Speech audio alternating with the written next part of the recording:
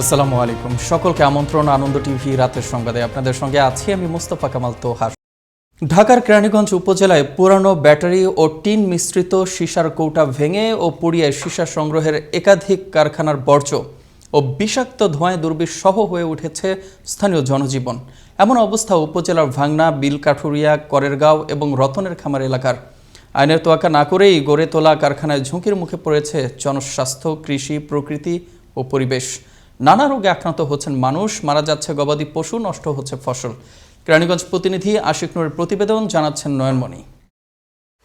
রাজধানী ঢাকার উপকণ্ঠে কেরানীগঞ্জ উপজেলার সুভাড্ডা পশ্চিমপাড়া এলাকা থেকে বিলকাঠুরিয়া হয়ে আবদুল্লাপুর ঢাকা মাওয়া মহাসড়ক যেতে রাস্তার দুপাশে গড়ে উঠেছে 15টি বিষাক্ত সীসা সংগ্রহের কারখানা। সীসা সংগ্রহের জন্য এসব কারখানায় পুরনো ব্যাটারি ভেঙে এর ভিতরের এসিড মিশ্রিত ছাই ও গাঁত তীব্র তাপ সৃষ্টিকারী চুল্লিতে পোড়ানো হয়। আর এ পোড়ানোর কাজটি সন্ধ্যার পর শুরু হয়ে চলে সারা রাত ধরে। কেউ আবার দিনেও পোড়ানোর কাজটি করে থাকেন। এসব সীসা কারখানার এমন কারসাজি দেখার জন্য কেউ নেই। এতে এলাকাবাসীর অভিযোগও সীমাহীন।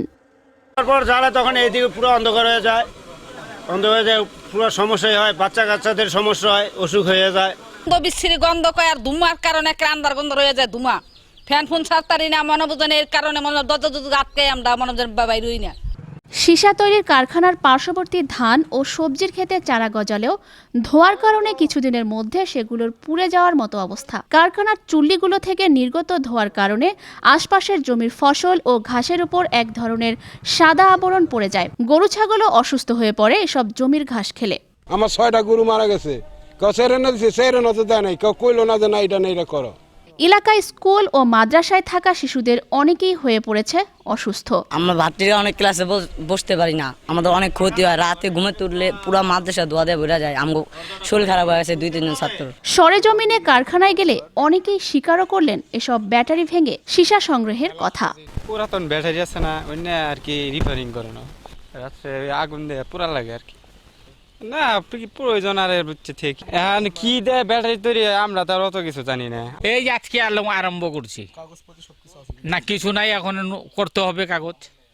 পরিবেশের নিমাই আর কি সাহেব, নিমাই সাহেব উনি বলছিল যে আপনারা এখানে স্টার্ট দেওয়ার আগে যোগাযোগ করেন, তো আমরা কালকে আবার এটা রেডি করছে। কারখানা গড়ে তোলা পরিবেশ আইনে একেবারে নিষিদ্ধ জানিয়ে ইতিমধ্যে বেশ কয়েকটি অভিযান পরিচালনার কথাও জানালেন উপজেলা নির্বাহী কর্মকর্তা। আমরা যখনই খবর পাচ্ছি, সেটি সংবাদ কর্মী ভাইদের মাধ্যমে হোক বা যেই মাধ্যমে হোক, আমরা তৎক্ষণাৎ এটির বিরুদ্ধে ব্যবস্থা নিচ্ছি। সরকারের আইনগত যে পদক্ষেপ নেওয়া আছে সেগুলো অব্যাহত থাকবে। বন্ধ করা হোক পরিবেশের উপর বিপর্যয় সৃষ্টিকারী এ সকল সীসা কারখানা। সুস্থভাবে বেঁচে থাকুক জনজীবন, এমনটাই প্রত্যাশা সচেতন নাগরিকদের। নয়নমণি, আনন্দ টিভি, ন্যাশনাল ডেস্ক। খুলনা বিভাগের সর্ববৃহৎ শ্রমিক সংগঠন খুলনা বিভাগীয় ট্যাঙ্ক লরি শ্রমিক ইউনিয়নের সাধারণ নির্বাচন অনুষ্ঠিত হল উৎসব মুখর এবং শান্তিপূর্ণ পরিবেশে। নির্বাচনে শেখ নুর ইসলাম ও মীর মুকসিদ আলী সভাপতি এবং আলী আজিম ও এনাম মুন্সি সাধারণ সম্পাদক পদে জোর প্রতিদ্বন্দ্বিতা করেছেন। নির্বাচন যেন বিঘ্ন না ঘটে সে লক্ষ্যে মোতায়েন করা হয় পর্যাপ্ত সংখ্যক পুলিশ। পর্যবেক্ষক ও নির্বাচনী পরিচালনা কমিটির তদারকিতে সকাল 8টা থেকে বেলা 4টা পর্যন্ত বিরতিহীনভাবে চলে ভোট গ্রহণ। আমরা দেখেছি কোনো জায়গায় কোনো সংঘাতে কেউ নেই, সংঘাত হওয়ার কোনো সম্ভাবনা নেই এবং উৎসবমুখ নির্বাচনটা হচ্ছে। ট্যাঙ্কলরি শ্রমিক ইউনিয়ন কর্তৃক আয়োজিত আজকের এই নির্বাচনে সকালবেলা থেকে সুষ্ঠু সুন্দরভাবে ভোট গ্রহণ চলছে। কুমিল্লার ব্রাহ্মণপাড়া উপজেলা পরিষদ উপনির্বাচনের সংবাদ সংগ্রহকালে 4 সংবাদকর্মীর ওপর সন্ত্রাসী হামলার প্রতিবাদে এবং সন্ত্রাসীদের গ্রেফতার দাবিতে বৃহস্পতিবার কুমিল্লা প্রেস ক্লাবের সামনে মানববন্ধন ও প্রতিবাদ সভার আয়োজন করে কুমিল্লা ফটো সাংবাদিক ফোরাম। সংবাদ সম্মেলন ও প্রতিবাদ সভায় বক্তারা সাংবাদিকদের ওপর হামলা ও গাড়ি ভাঙচুরের সাথে জড়িতদের দ্রুত গ্রেফতারের দাবি জানান। ব্রাহ্মণবাড়িয়ায় বালু চাপা দেয়া এক কিশোরের মরদেহ উদ্ধার করল পুলিশ।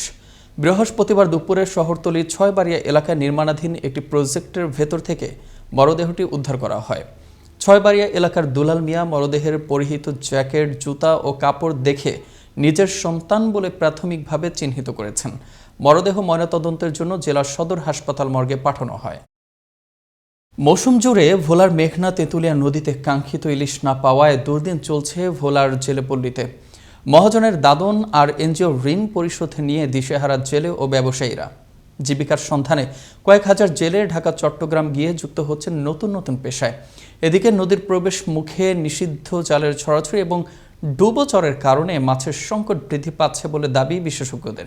ভোলা প্রতিনিধি এম এ হান্নানের তথ্য ভিডিও চিত্রে দেখুন ডেস্ক রিপোর্ট। এই মৌসুমে সাগরে ব্যাপক ইলিশ ধরা পড়লেও কাঙ্ক্ষিত ইলিশের দেখা মেলেনি ভোলার মেঘনা তেঁতুলিয়া নদীতে। মাছ না থাকায় মহাজনরাও নতুন করে দাদন দিতে রাজি হচ্ছে না।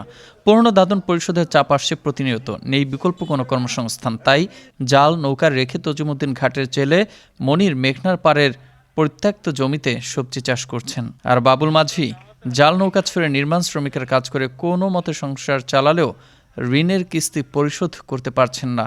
কাজ না পাওয়ায় চরম অভাবে চলছে তজুমুদ্দিন চরের জেলে কামাল হোসেনের সংসার। এদের মতোই নদীতে মাছ ধরা সকল জেলেদের অবস্থা একই।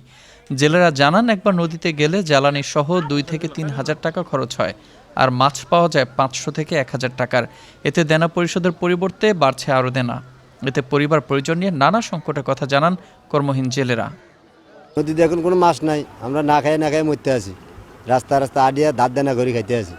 নদীতে মাছ নাই, ধরেন আর ধর আমরা সহযোগিতা করছে না, আর ধরো সহযোগিতা করতে পারে না, ধরেন সরকার আমার কোনো সহযোগিতা করে না। নদীতে এখন কোনো মাছ নাই, ইয়ার পর দিয়ে জেলেদের সরকার আমরা একটা বাধা দিত, এখন আমরা ঠিক মতো এই বাতাটাও পাই না, এখন আমরা রাস্তায় রাস্তা আটতেছি। শুধু যে জেলেরা তাই নয়, মাছ না পাওয়ায় পুঁজি হারানোর সংখ্যায় রয়েছেন মহাজনরাও। যে টাকা জেলেদের দিছি আমরা টাকা পাইতেছি না, এবং আমরা বিভিন্ন ধরনের দেনা বানা আছে এটা দিতে পারতেছি না। জেলেরা এখন কষ্টে আছে, পাশাপাশি আমরা যারা আড়তদার আছি আমরাও কষ্টে আছি। জেলেদেরকে এবং আড়তদারদেরকে আর্থিকভাবে সহযোগিতা করা একান্ত জরুরি। বেকার জেলেদের প্রশিক্ষণের মাধ্যমে বিকল্প কর্মসংস্থান ও ইলিশ উন্নয়ন প্রকল্প গ্রহণের কথা জানান এ মৎস্য কর্মকর্তা। ইলিশ উন্নয়ন প্রকল্প নামে একটি প্রকল্প পাস হয়েছে, এর মাধ্যমে জেলেদের বিকল্প কর্মসংস্থান প্রশিক্ষণগুলোর ব্যবস্থা রাখা হয়েছে। অচিরেই এই প্রকল্পের কাজ শুরু হবে। এমত অবস্থায় বেকার জেলেদের বিকল্প কর্মসংস্থান সহ সরকারি সাহায্যের আওতায় আনা গেলে আবারও কর্মচঞ্চল হয়ে উঠবে ভোলার ইলিশ ঘাট, দূর হবে বেকারত্ব, হাসি ফুটবে জেলেদের মুখে। মুস্তফা কামাল তোহা, আনন্দ টিভি, ন্যাশনাল ডেস্ক।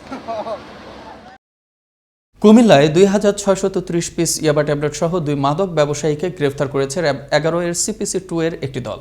র্যাব জানায়, গোপন সংবাদের ভিত্তিতে বৃহস্পতিবার সকালে চট্টগ্রাম ঢাকা মহাসড়কে বিশেষ অভিযান পরিচালনা করে 2 জনকে আটক করা হয়।